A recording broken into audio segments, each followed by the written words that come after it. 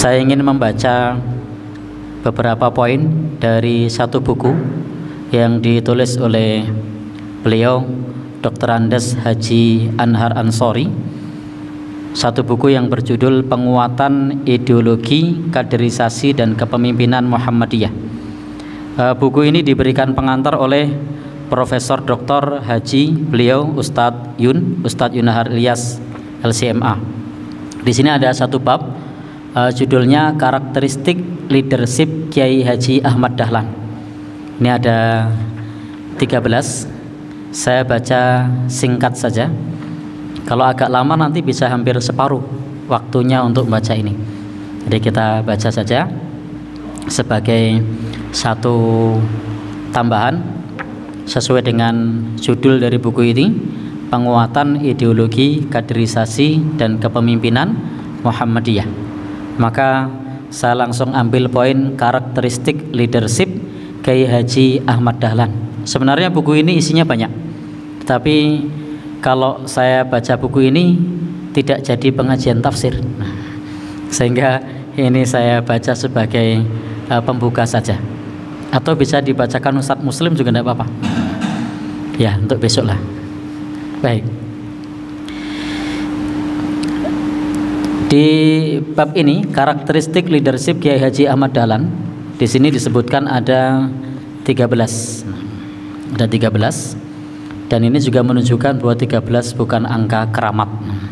Nah, penulis ini membuat poin ada 13. Dan sebagian orang di luar negeri sana itu sangat antipati dengan angka 13. Baik, kita langsung baca poinnya.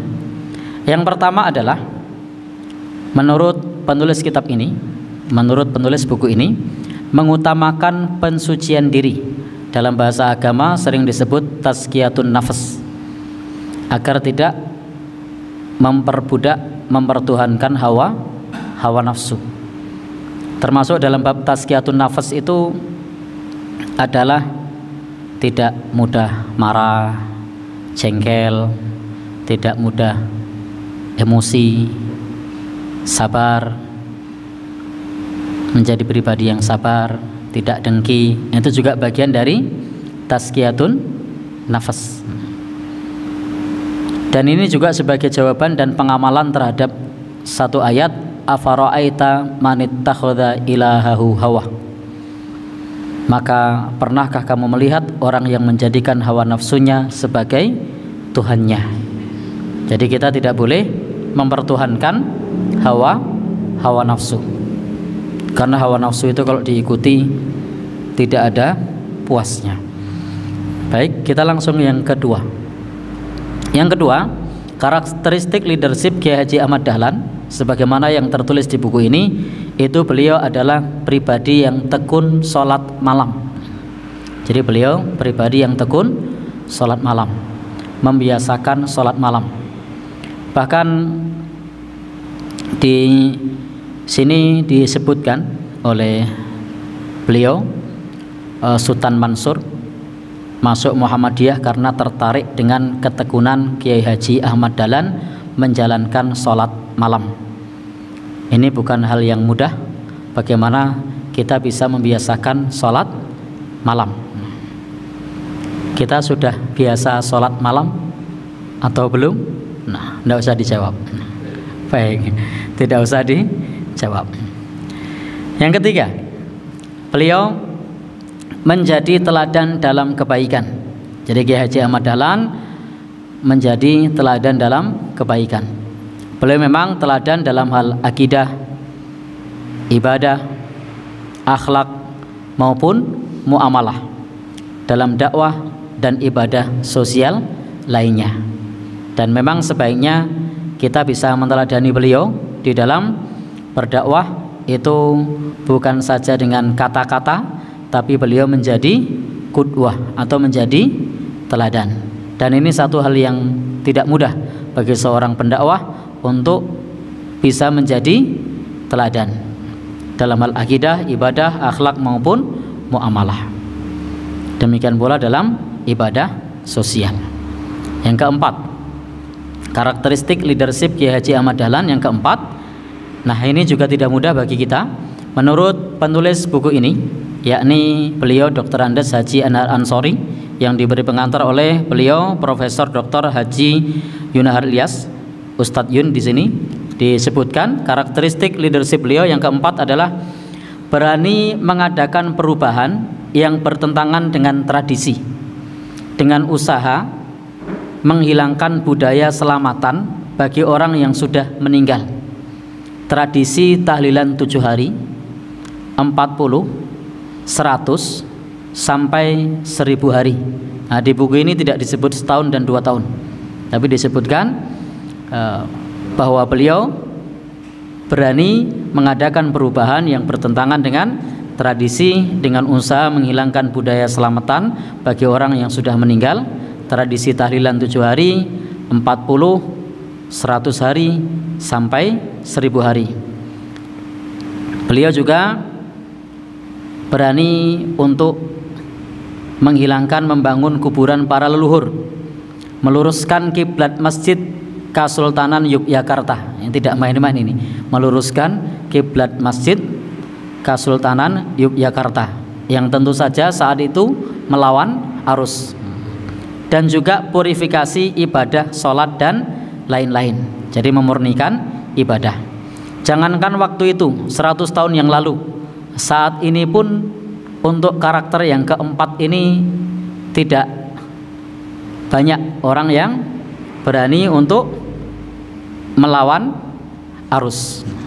Dan ini karakteristik kepemimpinan beliau itu menjadikan beliau dituduh macam-macam. Tuduhan beliau macam-macam.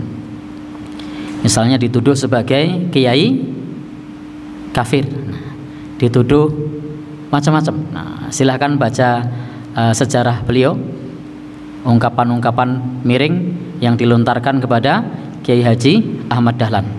Yang kelima, beliau adalah mujahid dakwah, pejuang dakwah dengan jiwa raga, harta, dan tidak pernah takut dan khawatir menghadapi berbagai macam tantangan dakwah.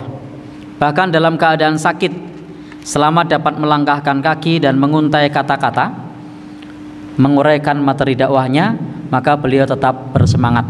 Jadi beliau memang dengan semangatnya, seluruh jiwa dan raganya untuk mengabdikan dirinya di dalam berdakwah. Kalau sakit saja beliau semangat, apalagi dalam keadaan sehat. Lebih lanjut lagi, masih menurut buku ini, bahkan pernah meninggalkan anaknya yang sedang sakit dengan berdoa dan menyerahkan sepenuhnya di dalam perlindungan Allah Subhanahu wa Ta'ala. Ini diceritakan pada tahun 1997 waktu bersama-sama melaksanakan, waktu penulis buku ini bersama-sama melaksanakan tugas Muhammadiyah ke Pontianak, Kalimantan Barat, yang diceritakan oleh sahabat dari penulis buku ini, yakni beliau almarhum Bapak Suprapto Ibnu Juraimi, yang sekarang juga dijadikan nama pondok pesantren di Jogja, di Bantul ada pondok Ibnu Juraimi. Nah, dari gurunya yakni Kiai Haji Raden Hajid, salah seorang murid awal dari Kiai Haji Ahmad Dahlan. Jadi ini ada sanad bersambung dari cerita bahwasanya memang beliau itu sangat semangat di dalam berdakwah. Beliau sangat semangat di dalam berdakwah. Yang keenam, selalu bersedia mengorbankan harta untuk perjuangan dakwah. Jadi selalu bersedia mengorbankan harta untuk perjuangan dakwah dan pendidikan yang didirikan. Bahkan pernah melelang semua harta berharga untuk menggaji guru-guru dan karyawan muallimin. Jadi Kiai Haji Ahmad Dahlan itu melelang barang yang dimilikinya untuk menggaji guru-guru dan karyawan muallimin pada saat itu. Ini betul-betul karakteristik leadership beliau, kepemimpinan beliau menjadi teladan dalam pengorbanan dan juga perjuangan. Yang ketujuh, beliau sedikit bicara banyak bekerja. Jadi beliau sedikit bicara banyak bekerja. Maka ini juga idealnya bisa kita teladani, rapatnya tidak usah panjang-panjang, maksudnya yang sederhana dan bisa diamalkan. Dan Kiai Haji Ahmad Dahlan seorang tokoh yang sangat cerdas, tidak banyak berwacana. Lebih lanjut lagi, penulis buku ini menyebutkan tetapi banyak beramal praktis, sehingga menurut penulis sifat ini merupakan jawaban Kiai Haji Ahmad Dahlan terhadap pertanyaan Allah Subhanahu wa taala dalam ayat Al-Qur'an. Ya ayyuhalladzina amanu lima taquluna ma la taf'alun. Wahai orang-orang yang beriman, kenapakah kamu mengatakan sesuatu yang tidak kamu kerjakan? Yang ke-8, karakteristik leadership Kiai Haji Ahmad Dahlan. Menerjemahkan Al-Quran dan As-Sunnah dalam tindakan. Jadi menerjemahkan Al-Quran dan As-Sunnah dalam tindakan. Sebagaimana kisah yang masyhur, yang populer ketika membahas surat Al-Ma'un. Ini sudah masyhur, sudah populer. Pada saat itu sampai murid bertanya, kenapa pembahasannya Al-Ma'un terus? Dan beliau menjawab, apakah sudah diamalkan? Dan alhamdulillah saat ini Persyarikatan Muhammadiyah punya banyak amal usaha, bukan saja yang profit tapi juga sosial. Misalnya seperti ada panti asuhan, ada layismu, ada ambulanmu. Nah, ambulanmu ya, bukan ambulanku. Nah, ambulan Muhammadiyah. Ada rumah sakit dan seterusnya, dan juga ada banyak yang dilanjutkan sampai saat ini, sehingga banyak berdiri TK Aba, sekolah-sekolah, bahkan sampai perguruan tinggi. Yang ke berapa? 9. Sangat dekat dengan masyarakat. Jadi beliau sangat dekat dengan masyarakat, baik kalangan priayi maupun kalangan masyarakat awam, baik orang-orang kaya, dan beliau juga sangat peduli dengan orang-orang fakir miskin. Jadi beliau adalah pribadi yang sangat dekat dengan masyarakat, baik golongan priayi atau golongan awam, baik orang kaya maupun orang miskin. Dan idealnya memang pendakwah bisa menembus berbagai kalangan. Meskipun saya pribadi tidak mampu menembus banyak kalangan, sementara ini masih menjadi mubalek tarkam, mubalek antar kampung. Belum bisa menembus kalangan elit. Baik.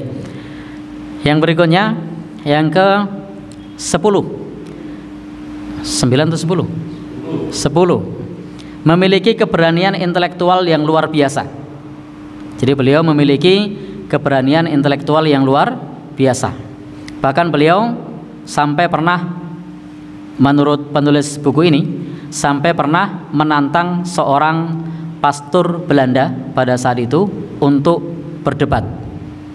Dan beliau mengajukan syarat, kalau beliau kalah, beliau mau masuk ke agama pastor itu. Tapi kalau pastor itu kalah, maka pastornya harus masuk Islam. Tapi saat itu pastor Belanda itu tidak bersedia. Jadi pastor Belanda itu tidak bersedia.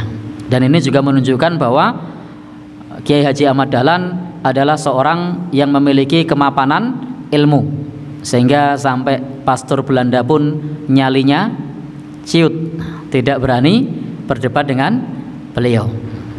Tapi tentu yang seperti ini harus punya kapasitas. Kalau seperti kita yang di sini, jangan coba-coba untuk seperti beliau, kecuali kita memantaskan diri dulu untuk bisa punya kapasitas ilmu. Karena kalau kita tidak punya kapasitas ilmu, kita tidak mampu untuk berdebat dengan baik. Karena perintahnya adalah wajadilhum billati hiya ahsan, berdebat dengan cara yang baik. 11. Bekerja keras dengan berdagang batik. Jadi beliau itu salah satunya juga sebagai seorang yang bekerja keras dengan berdagang batik. Yang ke-12, beliau gemar silaturahmi. Yang ke-13, jujur, ikhlas dalam belajar dan beramal. Inilah gambaran selintas style dari karakteristik leadership pendiri sekaligus pemimpin Muhammadiyah yang patut menjadi pelajaran bagi kita, yang menjadi ibrah bagi kita. Baik, Bapak Ibu, dari 13 karakter ini tadi, kira-kira karakter yang manakah yang sudah kita teladani, yang sudah kita jalankan? Baik, tidak usah dijawab. Intinya kita perlu banyak belajar. Sudah 13 ya? Baik, cukup. Nanti bisa, ini bukan di masjid ya, jadi iklan tidak apa-apa. Bisa beli bukunya, bagus. Penguatan Ideologi Kaderisasi dan Kepemimpinan Muhammadiyah. Nah, bukunya seperti ini. Baik.